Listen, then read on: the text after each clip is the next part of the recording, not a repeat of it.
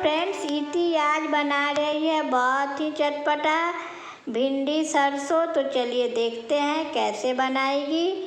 देखिए, भिंडी को इस तरह से काट ली हूँ, अच्छी तरह से धोकर पोंछकर इस तरह काट ली।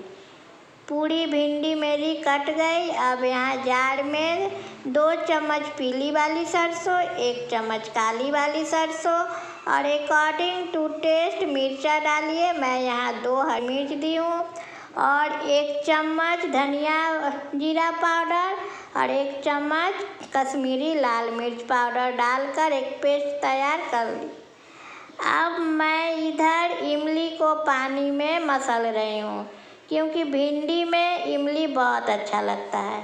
अब थोड़ी सी सरसों तेल में थोड़ी सी नमक डालिए और भिंडी को डाल दीजिए थोड़ी सी भुनने के लिए।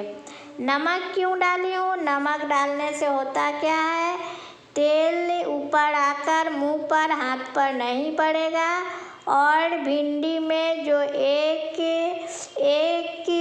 चिटचिट भाव है वो भी नहीं रहेगा। अब ऊपर से मैं इसमें थोड़ी सी हींग डाली हूँ। अब आप लोग तो बोल सकते हैं जो ऊपर से हींग क्यों?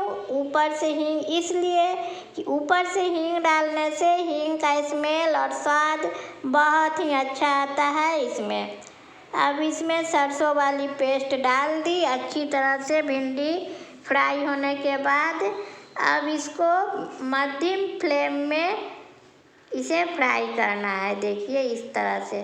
अभी पानी बिल्कुल भी नहीं देना है फ्रेंड, इसी तरह से इसे फ्राई कीजिए।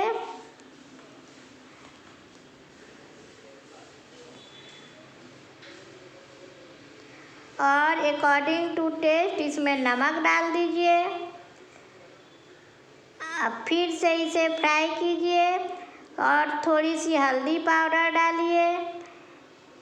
मसाला, नमक और हल्दी पाउडर डाल के मैक्सिमम 5 मिनट इसे लो फ्लेम पर पकाना है, क्योंकि सरसों को जितना अच्छा तरीक़ा से फ्राई कीजिएगा उतना अच्छा स्वाद आएगा।